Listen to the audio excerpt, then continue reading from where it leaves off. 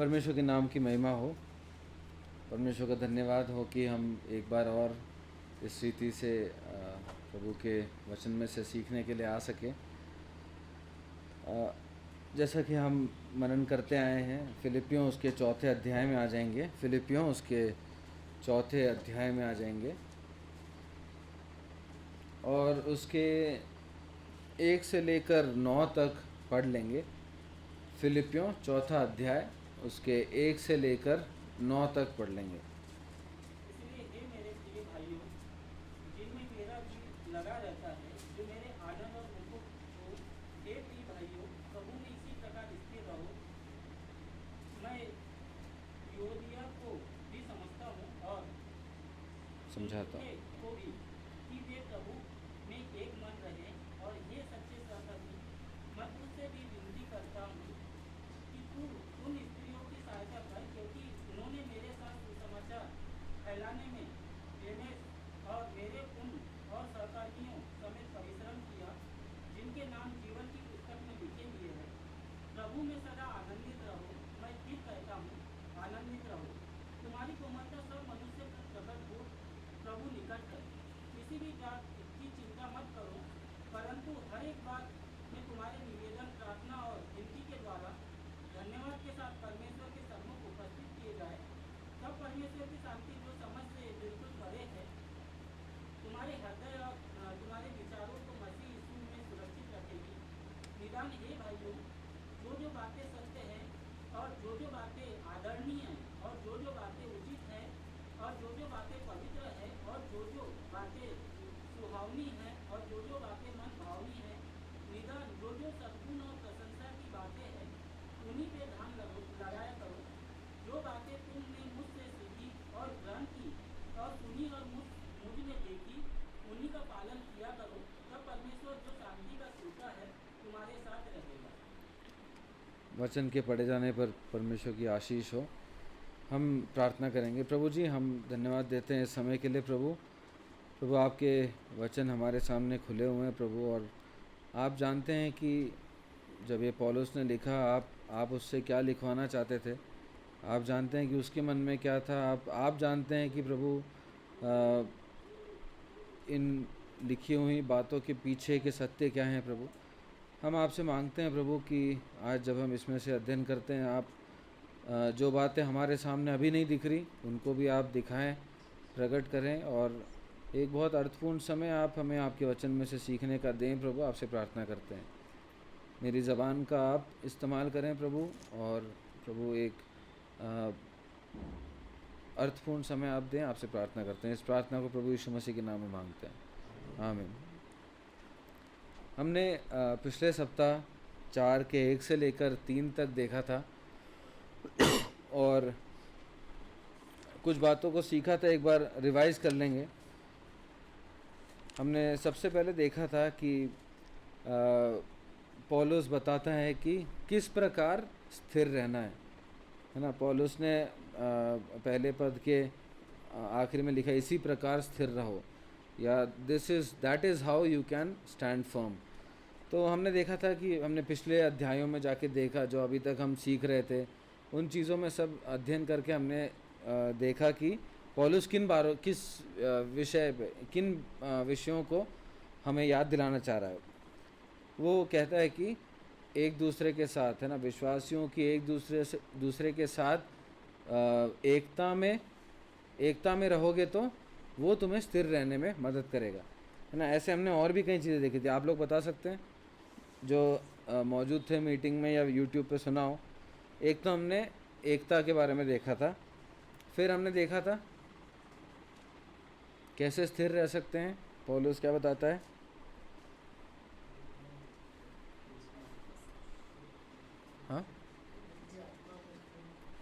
हाँ, एक प्रेम, एक मन, एक आत्मा, वो विश्वासियों के साथ की स्थिरता के बारे में बताया था, एकता के बारे में बताया था।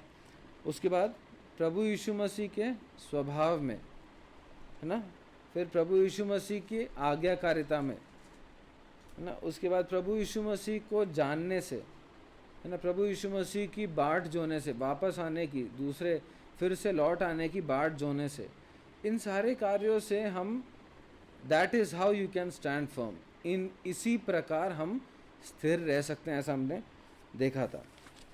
और हमने देखा था कैसे पौलुस, जिसने इस पत्री की शुरुआत भी बहुत प्रेम से करी, वो इस अंत में आते आते भी बहुत प्रेम से उस पत्री को क्लोज़ कर रहा है ना। और हमने ये देखा था कि पौलुस जिस रीति से प्रेम कर रहा है कलीसिया के प्रति, विश्वासियों के प्रति, वो it was a secret ingredient to his ministry, या फिर उसके प्रभु के लिए और कलीसिया के लिए सही मायने में उपयोगी होने का कारण उसका प्रेम था, है ना। वो सिर्फ डांटता या सिर्फ टीचिंग, सिर्फ सिखाता या सिर्फ प्रीचिंग या भाषण देने में नहीं, लेकिन प्रेम से और उन कार्यों को करते हुए सिखाने वाला एक व्यक्ति था, है ना। प्रेम उसकी सेवकाई का एक बहुत महत्वपूर्ण भाग था, है ना। हमने ये देखा था। और उसके बाद हमने देखा था कि दो बहनें हैं, योदिया और सुन्तुके, और उनके बीच में कुछ समस्याएं चल रही हैं। उन बहनों के बारे में हमने देखा था कि वो विश्वासी बहनें हैं। जो लिमिटेड इन्फॉर्मेशन इस भाग में से है उसमें से हमने समझा था कि वो विश्वासी बहनें हैं और उन्होंने सुसमाचार के कार्य में पौलुस की मदद करी है, पौलुस के साथ उस कार्य को करा है, परिश्रमी लोग हैं, है ना। और हमने देखा था कि क्योंकि वो विश्वासी हैं इसीलिए उनसे अपेक्षित है कि वो प्रभु का सा मन रखें, है ना। तो हमने इन सारे विषयों में देखा था और उनका नाम भी जीवन की पुस्तक में लिखे हैं। तो इन सारी बातों से हमने जाना था कि ये दो बहनें जो हैं वो विश्वासी हैं और प्रभु के लिए उपयोग में आए हुई दो बहनें हैं। फिर हमने ये देखा था कि विश्वासियों के बीच में भी समस्याएं आ सकती हैं, है ना। विश्वासी अकेले के जीवन में भी समस्याएं आ सकती हैं, विश्वासियों के आपस के जीवन में भी समस्याएं आ सकती हैं। फिर हमने देखा था कि समस्याएं आ सकती हैं लेकिन उसको वैसे ही नहीं छोड़ देना है। हमने क्या देखा था, उसे सॉल्व करना है। समस्या है तो उसका हल करना है। क्यों हल करना है देखा था, और कैसे हल करना है देखा था। क्यों हल करने में क्या देखा था हमने, आपस की समस्या है अगर विश्वासियों में तो उसे क्यों हल करना है, उसका क्या कारण देखे थे हमने।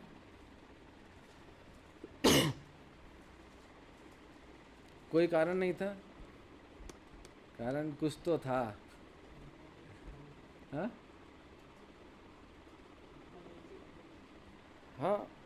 एक मन एक चित। एक कारण ये था क्योंकि स्थिरता के लिए ज़रूरी है कि हम एक मन एक चित हों ना। हमने ये तीसरा कारण देखा था कि स्थिरता, to stand firm in unity, जो to stand firm unity is required, हमने जो पहले पद के पॉइंट्स में देखे थे।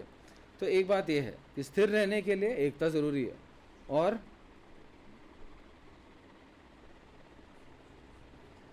हाँ, रिप्रेजेंट्स द चर्च, या फिर एक गवाही है बाहर के लोगों के लिए, अविश्वासियों के लिए।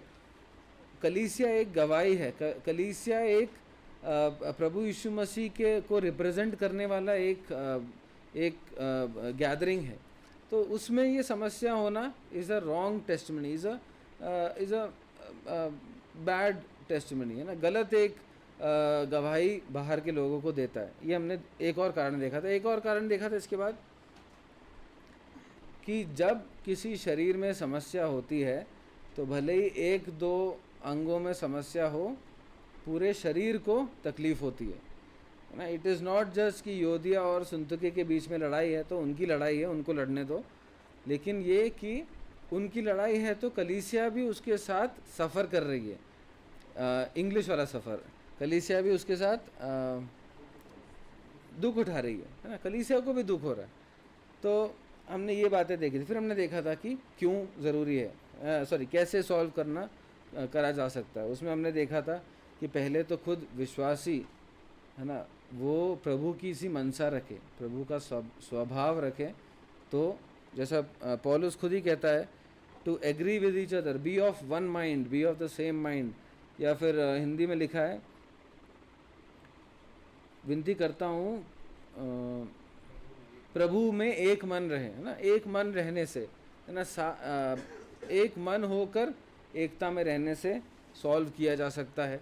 एक मन रहेंगे तो प्रभु का मन में लड़ाइयाँ नहीं है, प्रभु के मन में प्रेम है ना। तो एक मन रहने से सॉल्व किया जा सकता है। फिर कलीसिया के जिम्मेदार भाई है ना उस चीज़ में इंटरवीन करके है ना उस चीज़ को हल करने में मदद कर सकते हैं, जैसा कि पौलुस यहाँ कहता है। और उसके अलावा हमने एक और भाग देखा था जो कि उसका ऐसा डायरेक्ट मीनिंग नहीं है वहाँ पे, लेकिन वहाँ पे लिखा है कि उनके नाम जीवन की पुस्तक में लिखे हैं। तो हमने ये सीखा था कि हमारे नाम अगर जीवन की पुस्तक में लिखे हैं तो ज़रूर हम स्वर्ग जाएंगे, ज़रूर जब प्रभु आएंगे तो हमें लेके जाएंगे, हमारा भी रैप्चर होगा, ये सब सही है। लेकिन प्रभु के सामने जब खड़े होंगे, उस जजमेंट सीट के सामने जब हम खड़े होंगे, तो हम सब अकाउंटेबल हैं, हम सब जवाबदेही हैं जो हमने प्राप्त किया था, है ना। कलीसिया की संगति, कलीसिया में हमारा रिस्पॉन्सिबिलिटी, कलीसिया में कलीसिया स्वयं कलीसिया है ना, वो शरीर जो प्रभु ने जिसका हिस्सा हमें बनाया है, हम उसके अकाउंटेबल है, उसके प्रति जवाबदेही हैं। तो हम वहाँ पे जब पहुँचेंगे तो हम यहाँ की लड़ाइयाँ, यहाँ के भेदभाव और नफ़रत और फ्रिक्शंस को लेके वहाँ पहुँचेंगे क्या, ऐसे एक सवाल के साथ हमने पिछली बार की सभा को समाप्त किया था। आज के अध्ययन में हम उसमें आगे बढ़ते हुए चौथे पद को पढ़ेंगे। प्रभु में सदा आनंदित रहो, मैं फिर कहता हूँ आनंदित रहो। अभी वेडनेसडे की सभा में मैंने इस भाग में से कुछ बातें प्रार्थना संबंधित शेयर की थी, और वैसे उन्हीं कुछ बातों को आगे बढ़ाते हुए या थोड़ा डिटेल में देखते हुए सीखेंगे। प्रभु में सदा आनंदित रहो, है ना। पौलुस कह रहा है कि क्या करना है, आनंदित रहना है ना। Rejoice in the Lord always, yes again I say, या फिर again I will say rejoice. प्रभु में आनंद रहे। हम कब आनंदित होते हैं, हम कब आनंदित होते हैं? एक जनरल आंसर दे सकते हैं कि जब कुछ आनंद का कारण हो, when there is a reason to rejoice। हम कब आनंदित होते हैं? जब कुछ आनंद का कारण हो ना। पौलुस जो इस पद को लिख रहा है, प्रभु में सदा आनंदित रहो, उसकी अवस्था को भी हमने वेडनेसडे को देखा था। उसकी अवस्था क्या थी इस समय लिखते समय? वो जेल में था, है ना, या फिर हाउस इम्प्रिजनमेंट हो या जेल हो, वो कैदी था, है ना। वो कैद में है, गार्ड उसकी आज़ादी को रोके हुए हैं, वो अपनी मर्ज़ी से बाहर जाना वापस आना कुछ नहीं कर सकता, उसकी आज़ादी उसके हाथ से छीन ली गई है, कैद में है ना। उसकी ज़रूरतें हैं जो दूर दूर से लोगों को आके उसके ज़रूरतों को पूरा करना पड़ रहा है ना। संगति, हम ऐसी बोलते हैं man is a social animal ना, और उससे कितना अधिक कलीसिया is a fellowship based structure, है ना। कलीसिया में संगति बहुत ही एक ज़रूरी भाग है, और इस भाई से वो संगति भी बहुत हद तक छीन ली गई है। उसके साथ भले ही एक दो भाई बीच बीच में आते हैं मिलते हैं, समय बिताते हैं, उसके साथ रहते हैं, लेकिन कलीसियाई संगति जिस रीति से हम आज एक्सपीरियंस कर रहे हैं, या जिस रीति से फिलिपियों की कलीसिया एक्सपीरियंस कर रही थी, उस रीति की संगति उसके पास नहीं थी। संगति नहीं है, अकेला है, और आज़ादी नहीं है, कैद में है। और वो कह रहा है कि क्या कह रहा है?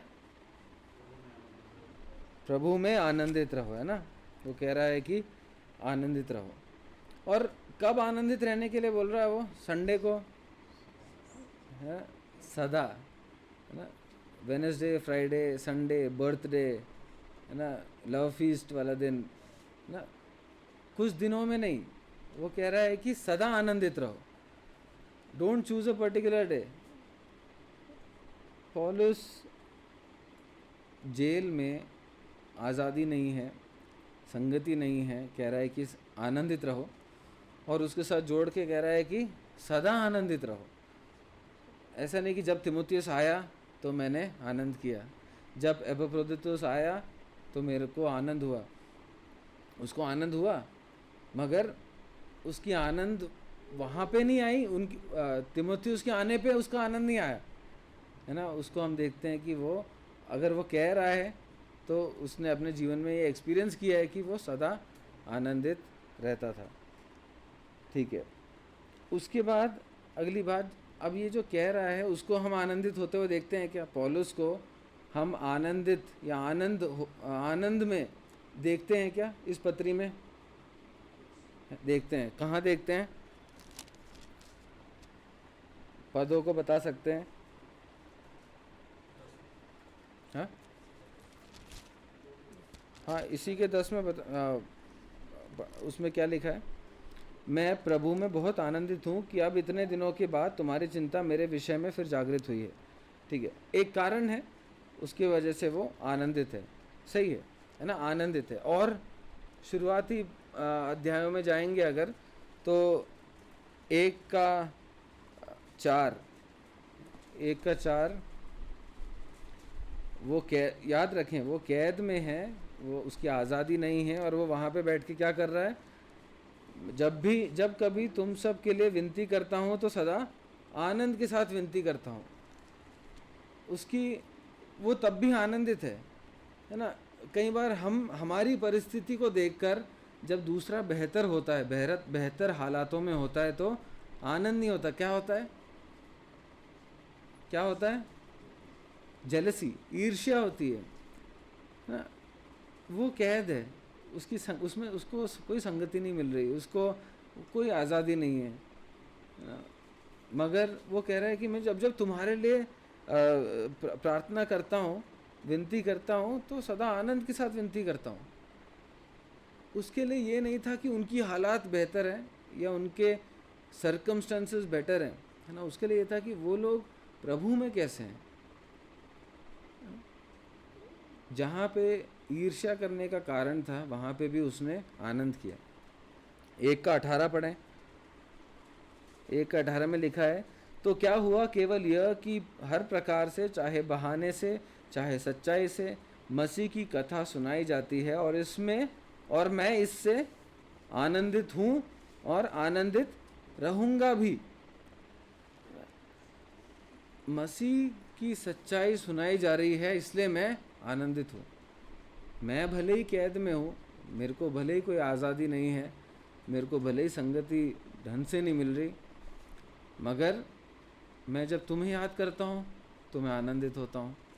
मैं जब ये देखता हूँ कि लोग कई बार बहाने से भी प्रभु के सुसमाचार को सुनाते हैं, तो भी मैं आनंद करता हूँ और आनंदित रहूँगा भी ना। उसके बाद 2:17 क्या कहता है?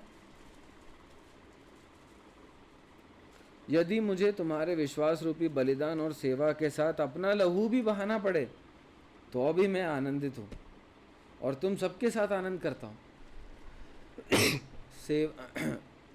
संगति नहीं है, आज़ादी नहीं है, कैदी है, बाहर के हालात अच्छे हैं, मगर उनकी सेवा में कैसे लिखा है? यदि मुझे तुम्हारे विश्वास रूपी बलिदान, तुम्हारी सेवा, तुम्हारी बलिदान में अगर मुझे भी अपना लहू बहाना पड़े, मैं तो कैद में हूँ, मेरे को क्यों मार रहे हो, है ना। वो लोग कर रहे हो, उनको मारो, ऐसा कह सकता था। वो कहता है तुम्हारी सेवा, तुम्हारे बलिदानों में अगर मुझे भी अपना लहू बहाना पड़े, तो भी मैं आनंदित हूँ।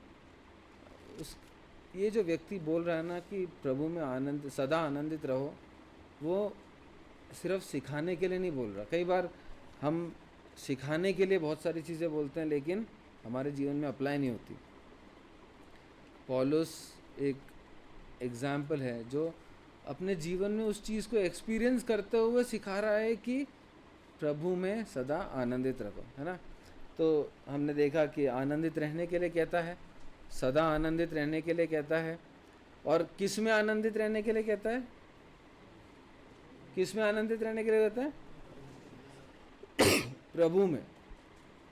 क्योंकि हमने ये तो अभी तक देख लिया और बार बार मैंने दोहरा दिया कि उसकी परिस्थितियां तो अच्छी नहीं थी, है ना, उसके सर्कमस्टेंसेस तो अच्छे नहीं थे, अगर आनंद सर्कमस्टेंसेस, परिस्थितियों पे बेस्ड होता तो वो आनंद नहीं कर पाता, क्योंकि अभी तो अच्छी परिस्थितियाँ नहीं हैं ना। अगर आनंद मेरे साथ कौन कौन है उस पे बेस्ड होता तो आनंद, बहुत एक दो लोग हैं ना, कैदी हैं बाकी, सॉरी सिपाही हैं बाकी, तो आनंद का कारण नहीं था। अगर आनंद मैं कहाँ हूँ उस पे बेस्ड होता, मैं कौन सी जगह पे हूँ, अगर उस पे बेस्ड होता तो अभी आनंद करने का कारण नहीं है। मैं तो कैद में, जेल में, चाहे भले ही जहाँ पे भी हूँ, मगर ऐसी अवस्था में हो, आनंद करने का कारण नहीं होता। लेकिन वो क्या कहता है, मैं इन सब पे आनंद नहीं करता। और इवन तीसरे अध्याय में हमने देखा, मैं इन सब चीज़ों पे घमंड नहीं करता। क्या, मेरा पुराना जीवन है ना, मैं कौन से गोत्र का हूँ, मैंने क्या क्या पढ़ाइयाँ करी हैं, मैं क्या था, मैं कौन था, मैं कितना फेमस था, इन चीज़ों पे भी आनंद नहीं करा। वो किस पे आनंद कर रहा है, प्रभु में, है ना। वो कहता है प्रभु में सदा आनंदित रहो, है ना, आनंदित रहो। वो सिर्फ आनंदित रहो नहीं बोलता, वो सिर्फ कभी कभी आनंदित रहो नहीं बोलता, वो कहता सदा आनंदित रहो। और वो ये भी बताता है कि कैसे तुम सदा आनंदित रह सकते हो, how you can always rejoice, है ना। हम अपने आनंद का कारण किसको बनाते हैं, उससे हमारा आनंद आता है। अगर हम परिस्थितियों को बनाएंगे तो हम सदा आनंदित नहीं रह पाएंगे। अगर हम लोगों में अपने आनंद को ढूंढेंगे तो हम सदा आनंदित नहीं रह पाएंगे। अगर जगह में, इंदौर में बहुत गर्मी पड़ती है, कहीं पहाड़ों पे चलते हैं, है ना, केरल में बहुत बारिश होती है, बाढ़ आ जाती है, नॉर्थ की तरफ चलते हैं ना। जगहों में, इंडिया में ये हो रहा है वो हो रहा है, आउट ऑफ इंडिया चलते हैं। अगर जगहों में आनंद है तो वो आनंद भी कुछ समय का है ना, उस जगह में भी समस्या आ सकती है। लेकिन पौलुस कहता है प्रभु में सदा आनंदित रहो। प्रभु सहायता करें, हम अपने आनंद का नींव, अपने जॉय का फाउंडेशन, अपने रिजॉइसिंग का फाउंडेशन, अपने आनंद का नींव प्रभु यीशु मसीह को बनाए ना। क्यों बनाना है प्रभु यीशु मसीह में क्यों सदा आनंद कर सकते हैं हम? क्योंकि जिसमें आनंद कर रहे हैं वो ही नहीं बदल रहे हैं ना। प्रभु यीशु मसीह में आनंद कर रहे हैं और प्रभु यीशु मसीह ही नहीं बदल रहे, तो वो आनंद भी सदा रहेगा ना। प्रभु बदलते नहीं है ना, प्रभु साथ छोड़ते नहीं है। ऐसे प्रभु में आनंद करेंगे तो सदा आनंदित रह पाएंगे। और हमने वेडनेसडे को देखा था, प्रभु हर परिस्थिति के नियंत्रण में भी हैं। He is in control of all things. उनके लिए दुनिया में कितने हज़ारों वर्ष गुजर गए, है ना, अर्थ को बना के हज़ारों वर्ष, और उससे पहले अनंतता चल रही है। बहुत कुछ बदल गया, हमें बहुत सारी चीज़ें मालूम भी नहीं। इस धरती के बाहर क्या क्या हो रहा है, कुछ चीज़ें देखी हैं मगर मालूम ज़्यादा कुछ नहीं है। उस सब के बावजूद वो नहीं बदलते। दुनिया बदल गई, अर्थ गर्म हो रहा है, ग्लोबल वार्मिंग हो रही है ना, हालातें बदल रहे हैं, है ना, पॉलिटिक्स बदल रहा है, इकोनॉमीज़ बदल रही हैं, साम्राज्य बदल रहे हैं, लेकिन प्रभु नहीं बदलता। इसलिए प्रभु में सदा आनंदित रह सकते हैं। प्रभु सहायता करें, हम अपने आनंद को प्रभु में ढूंढने वाले बने, प्रभु में ही अपने आनंद को प्रभु से ही प्राप्त करें, है ना। प्रभु सहायता करें। एक और बात, आनंद और खुशी, है ना, जॉय एंड हैप्पीनेस, इसमें भी कुछ अंतर है ना। आनंद हमने देखा, है ना, आत्मिक आनंद के विषय में हम देख रहे थे, और एक होती है खुशी, है ना। आनंदित व्यक्ति ज़रूरी नहीं है कि हर वक्त हंस रहा हो, मुस्कुरा रहा हो, दूसरों को हंसा रहा हो। ज़रूरी है क्या? ना। अगर मैं मुस्कुराऊंगा तो ही मैं आनंदित हूँ, ऐसा है क्या? पौलुस को अगर हम दूसरे अध्याय उसके 27 को पढ़ें। और निश्चय वह बीमार तो हो गया था, यहाँ तक कि मरने पर था, परंतु परमेश्वर ने उस पर दया की, और केवल उसी पर नहीं पर मुझ पर भी, कि मुझे शोक न हो। पौलुस को भी शोक हुआ, मगर उसका मतलब ये नहीं है कि उसकी आनंद उससे छिन गई, है ना। खुशी टेम्परेरी रहती है, खुशी उस समय पे रहती है। अच्छा रिजल्ट आया, खुशी होती है ना, मुस्कुराते हैं, खुशी के आंसू भी निकलते हैं, है ना। परिवार में बेबी हुआ, है ना, प्रसन्नजीत भाई, दिनेश भाई लेटेस्ट एग्जाम्पल है उसके। खुशी होती है, आनंद होता है, खुशी होती है, लेकिन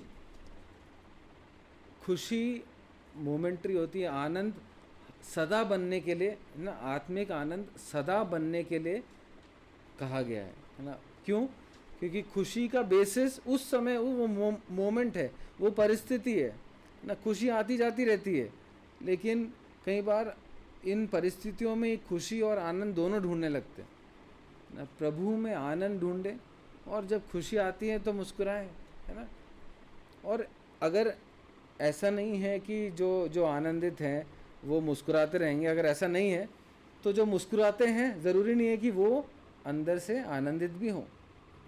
समझ रहे हैं? उसका ऑपोजिट भी ट्रू है। बहुत सारे लोगों के बारे में आपने सुना होगा, गाड़ी है, पैसा है, घर है, फेमस है ना, लोग जानते हैं, है ना। सड़क पे घूमने लगे तो लोग ऑटोग्राफ मांगने चले जाएंगे।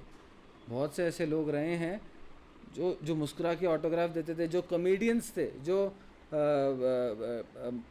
पिक्चरों में, मूवियों में उन्होंने कॉमेडी के रोल किए हैं, है ना। जो मूवीज़ में बहुत गहरी डीप मीनिंग वाली लाइंस वगैरह बोलते थे, लेकिन उन्होंने अपने जीवन को समाप्त कर दिया। क्यों? क्योंकि चेहरे पे तो मुस्कुराहट थी, लेकिन अंदर आनंद नहीं था। और सदा आनंदित कैसे रह सकते हैं? प्रभु यीशु मसीह के साथ ही रह सकते हैं। अगर खुशियों के पल में अपने आनंद को ढूंढेंगे तो ऐसा एक एंड भी हो सकता है। प्रभु सहायता करें, हम अपने आनंद का स्रोत, अपने आनंद की नींव प्रभु यीशु मसीह को बनाएं। उसके बाद उसके 5वें पद में आएंगे, उसमें लिखा है, तुम्हारी कोमलता सब मनुष्यों पर प्रकट हो, प्रभु निकट है। तुम्हारी कोमलता, क्या होता है कोमलता? इंग्लिश में लिखा है, may your let your gentleness be evident to all, the Lord is near. क्या होता है कोमलता? कोमल नहीं, बेसिक मीनिंग, उसका मीनिंग है सौम्य स्वभाव, हाँ, और हाँ, नरम, है ना, सॉफ्ट, है ना। जैसे चिड़िया के पंख होते हैं, है ना, सॉफ्ट होते हैं। हम फेदर को जितने भी ज़ोर से रब करें, हमें कुछ फील होता है क्या? वो इतना सॉफ्ट है ना। तुम्हारी कोमलता सब मनुष्यों पर प्रकट हो। और एक विश्वासी होने के नाते हमसे अपेक्षित है, हमसे रिक्वायर्ड है कि हमारी कोमलता, या फिर उसको दया भाव, है ना, नम्रता, विनम्रता, सौम्य स्वभाव, सहनशीलता, ना, ये सब लोगों पे प्रकट हो। क्यों हमसे अपेक्षित है? क्योंकि ये किसका नेचर है? ये प्रभु यीशु मसीह का, है ना। ये पौलुस अगर कह रहा है कलीसिया को कि तुम्हारी कोमलता प्रकट हो, तो वो इसलिए कह रहा है क्योंकि हमारे प्रभु इस कोमलता से ही लोगों के साथ डील किए हैं, हमारे साथ डील किए हैं, है ना। उनको जब सताया जा रहा था तो भी एक हार्श वर्ड या फिर एक कठोर शब्द प्रभु के मुंह से निकलते हुए देखा है कि हमने? वो उन्होंने फर्मली कई चीज़ों को बोला, उन्होंने फरीसियों को डांटा भी, लेकिन उनकी कोमलता कम नहीं हो जाती वहाँ पे। हाँ, वो प्रेम, वो कोमलता, वो सहनशीलता, वो दया भाव, वो सौम्यता प्रभु में हर वक्त रहती थी। और इसलिए क्योंकि हम कहते हैं कि हम प्रभु यीशु मसीह के चेले हैं, तो हमसे अपेक्षित है कि हम में भी वो रहे, हम में भी वो स्वभाव रहे स्वभाव रहे। और उसका एक और कारण पौलुस यहाँ पे बताता है, उसमें क्या लिखा है, क्यों हमें कोमल, हमारी कोमलता सब मनुष्य में प्रकट होनी है, क्योंकि प्रभु निकट है। इसके दो अर्थ हैं, दोनों अर्थ सत्य हैं और दोनों अर्थ लागू हम अपने जीवन में लागू कर सकते हैं। एक अर्थ ये कि प्रभु हमारे निकट हैं अभी, है ना, अभी हम यहाँ मौजूद हैं, हम यहाँ बैठे हैं, प्रभु भी हमारे निकट हैं। पवित्र आत्मा हमारे अंदर वास करता है, हम परमेश्वर के मंदिर कहलाए जाते हैं। प्रभु हमारे निकट है, प्रभु हमारे बीच में। प्रभु खुद कहते हैं 2 या 3 मेरे नाम में इकट्ठे होते तो मैं उनके बीच में हूँ ना। प्रभु हमारे निकट हैं। प्रभु अगर हमारे निकट हैं तो सिर्फ हमारी मदद करने के लिए निकट नहीं है कि जब इसको प्रॉब्लम आएगी तो मैं इसकी हेल्प कर दूंगा। प्रभु निकट रहकर हमें ऑब्जर्व भी करते हैं, हमें देखते हैं। अगर मैं जेम्स भैया के साथ कहीं जाऊं तो मेरा व्यवहार कैसा होगा, और अगर मैं अकेले वहाँ जाता हूँ तो मेरा व्यवहार कैसा होगा। अगर कलीसिया मेरे घर पे मौजूद हो तो मेरा व्यवहार कैसा होगा, और मैं अकेले अपने घर में अपनी पत्नी, अपने बच्चे, अपने मम्मी, अपने बहन से बात कर रहा हूँ तो मेरा व्यवहार कैसा होगा। मैं ये इसलिए कह रहा हूँ क्योंकि मेरे जीवन में मैंने खुद देखा है कि मेरा व्यवहार लोगों के सामने कई बार जेंटलनेस में, कोमलता में कमी रही है। मैं आप सबके सामने मान रहा हूँ, कोमलता में जब कमी आती है तो हम एक गलत टेस्टिमनी ना, जब कोई हमारी गाड़ी को ओवरटेक कर लेता है या कट कर लेता है, क्या हमारी कोमलता बाहर आती है? हम कोमल सिर्फ कलीसिया में होने के लिए नहीं। क्या लिखा है वहाँ पे, किसके सामने प्रकट हो? परमेश्वर के सामने, कलीसिया में, विश्वासियों के सामने। क्या लिखा है वहाँ पे? सब मनुष्यों के सामने। Gentleness be evident to all man. प्रभु मेरी सहायता करें, हमारी सहायता करें। ये स्वभाव हम में एक रिफ्लेक्स की तरह है। जब कोई हमें हर्ट करता है या जब कोई हमें इरिटेट करता है, रिफ्लेक्सली हम कोमलता से हम कैसे करेंगे, उसका एक अच्छा गाइड मैं नहीं हूँ, क्योंकि मैंने अभी तक नहीं किया है। I want to confess in front of you all. मगर प्रभु सहायता करें मेरी भी, हम सब की, कि हम कोमलता से व्यवहार करें ना। हमारे जीवन में हर क्षण में कोई नींद में भी इरिटेट कर ले तो कोमलता से आए, है ना। हो सकता है क्या? बहुत कठिन लगता है, नींद में कोई आके मुंह पे पानी डाल दे, हम कोमलता से बिहेव करेंगे क्या? हम अपने भाई बहनों के साथ कर पाते हैं क्या? नहीं कर पाते। घर पे ही नहीं कर पाते। घर पे तो जबकि कुछ प्रैक्टिस करना, कुछ सीखने का सबसे अच्छा मौका होता है, हम घर पे ही कोमलता हम में नहीं दिखाई देती। प्रभु सहायता करें, हम कोमलता से बिहेव करें, है ना। हमारा ये स्वभाव बने, हमारा ये रिफ्लेक्स बन सके। एक तो हमने देखा क्योंकि प्रभु निकट है, और इसका दूसरा मतलब है कि प्रभु का आना भी निकट है ना। हमने जैसे देखा था कि हम हर चीज़ के लिए अकाउंटेबल हैं ना। हमारे कार्यस्थल में प्रभु ने शायद किसी को रखा हो जो हमारे स्वभाव को देखकर शायद प्रभु की ओर आकर्षित हो, है ना, कि ये विश्वासी है, इसके प्रत्युत्तर ऐसे रहते हैं ना। We are accountable. प्रभु का आगमन निकट है, हम जवाबदेही हैं, और इसलिए हम कोमलता से भरे हों, है ना। और तीसरी एक और बात यह है कि अगर हम प्रभु में आनंदित हैं तो वो उसका बाहरी एक्सप्रेशन हंसी मजाक और वो नहीं होगा, मगर कोमलता ज़रूर होगा, है ना। जब कोई कोमल है, जब कोई आनंदित है, जब कोई हमारी खुशी में कोई हमें इरिटेट कर सकता है क्या? हम जब बहुत खुश हो तो भी मैं जब मेरा पिछले साल जब फेलोशिप ख़त्म हुआ था क्रिटिकल केयर का, वो एक संडे का दिन था। मेरा कॉन्वोकेशन सेरेमनी हो रहा था और मैंने बहुत कम टाइम था, मतलब अपने रिलेटिव्स को रिज़ल्ट वहीं पे मिलता है और आधे घंटे में कॉन्वोकेशन शुरू होती है, हमें फिर हमारा डिग्री वगैरह मिलता है ना। तो बहुत कम टाइम था। मैं अपनी बहन को, मेरी बहन उस समय यही थी, मैंने अपनी बहन को बताया, परिवार को बताया कि मैं पास हो गया हूँ, और बहन को बोला कि तू रेडी रहना, अगर मैं पास हो गया तो तेरे को आना है कॉन्वोकेशन के लिए। मेरी बहन हम सब खुश थे, मैं भी खुश था। मेरी बहन बहुत खुशी में, और वो गाड़ी चला के आना है उसको, उसने वो गाड़ी चला के बढ़िया वहाँ आई, पहुँची, शुरू होने से पहले पहुँच गई, सब हो गया, साथ में बैठे। और जैसा कि मैंने कहा कि मेरी कोमलता में कमी है ना। तो मेरी बहन सब होने के बाद लगभग टुवर्ड्स द एंड उसने मेरे से बोला, भैया गुस्सा मत होना, एक बात हो गई। मैंने कहा बोल क्या हुआ। उसने बोला कि यार गाड़ी थोड़ी सी ठुक गई आते आते। मैंने कहा कहाँ पे। उसने नहीं, ओशन पार्क के अंदर ही ठुकी है, ज़्यादा नहीं ठुकी, थोड़ी ठुक गई ऐसा उसने बताया। मगर मैं ये एग्जांपल मेरे मन में अभी अभी आया है ना, क्योंकि मैं उस समय खुश था तो मेरा रिस्पॉन्स मेरे को ज़्यादा बुरा नहीं लगा, और मेरी बहन भी शायद शौक थी कि भैया गुस्सा नहीं कर रहा करके, और मैं ठीक था, रिलैक्स था।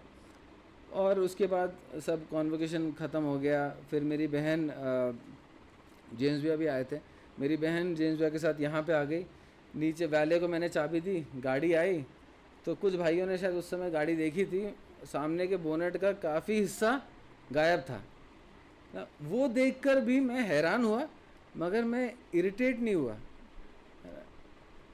क्यों? क्योंकि उस दिन मैं आनंदित था, खुश था, आनंदित नहीं, खुश था। अगर हम प्रभु में आनंदित हैं तो हमारी कोमलता भी बहुत आसानी से बाहर आ पाएगी। अगर हम अपने जीवन में इरिटेटेड हैं ना, परेशान हैं, दुखी हैं, फ्रस्ट्रेटेड हैं, अगर प्रभु में अपने आनंद को नहीं और परिस्थितियों में अपने आनंद को ढूंढते हैं, तो जब परिस्थितियां बदलेंगी तो कोमलता भी गायब हो जाएगी। प्रभु सहायता करें। हम प्रभु का आगमन निकट है ना। प्रभु हमसे चाहते हैं कि हम आनंदित रहें, कोमल रहें, है ना, उनका स्वभाव है। और अगर आत्मा का फल देखें तो आत्मा का फल क्या क्या से बनता है? प्रेम, आनंद, शांति, धीरज, कृपा, भलाई, विश्वास, नम्रता और संयम, है ना। हमने देखा आनंद और हमने देखा नम्रता या फिर कोमलता। आत्मा का फल, आत्मा के फल नहीं है, आत्मा का फल है ना। वो फल पूरा का पूरा बनने के लिए आनंद और कोमलता सेपरेट नहीं हो सकती। तो अगर आनंद है तो कोमलता भी प्रकट हो पाएगी। प्रभु सहायता करे हम प्रभु में अपने आनंद को ढूंढने वाले बन सकें। हम कोमलता का व्यवहार का बिहेवियर रखने वाले बन सकें। और उसके बाद हम आगे उसके 6 और 7 को भी पढ़ लेंगे। उसमें लिखा है, किसी भी बात की चिंता मत करो, परंतु हर एक बात में तुम्हारे निवेदन, प्रार्थना और विनती के द्वारा धन्यवाद के साथ परमेश्वर के सम्मुख उपस्थित किए जाएं। किसी भी बात की चिंता मत करो। जहाँ पे आनंद है वहाँ पे चिंता आ सकती है क्या? चिंता आ सकती है क्या?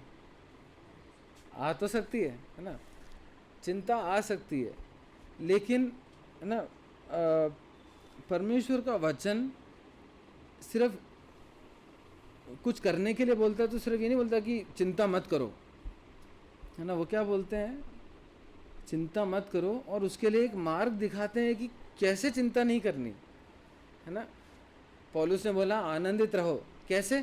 प्रभु में आनंदित रहो ना। अब वो कहता है कि चिंता मत करो। कैसे? कैसे?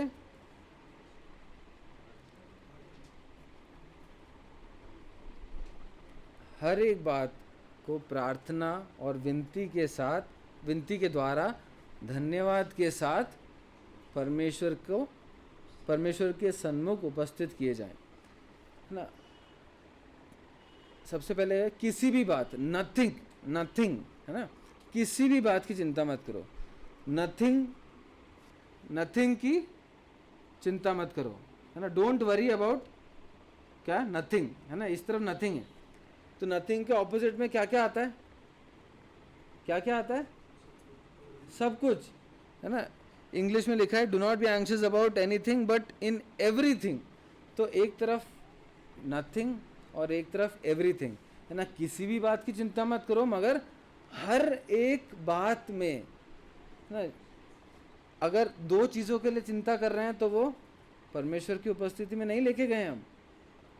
क्या लिख रहा है, किसी भी बात की चिंता मत करो, मगर मैं नहीं बोल रहा हूँ ना, इसमें लिखा है, उसमें देखो 6, किसी भी बात की चिंता मत करो परंतु हर एक बात में तुम्हारे निवेदन, इन एवरीथिंग।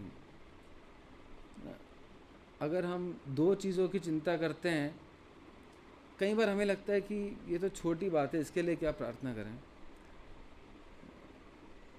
छोटे छोटे क्या कहते हैं, बूंदों से, हाँ, बूंदों से घड़ा भर जाता है ना, या समुद्र भर जाता है, या ओशन भर जाता है बूंदों से।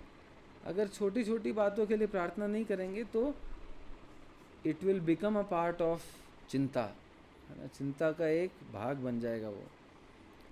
प्रभु यीशु मसीह या फिर पौलुस प्रभु के वचन में, परमेश्वर के वचन में कहता है कि किसी भी बात की चिंता मत करो और हर एक बात को परमेश्वर के पास लेके जाओ, प्रार्थना में लेके जाओ, है ना। विनती मतलब मांगो, है ना, तुम्हारे पिता हैं वो, है ना, अपने परमेश्वर के सम्मुख लेके जाओ, मांगो, है ना, बताओ उनको कि प्रभु मेरे को ये इस बात की चिंता हो रही है।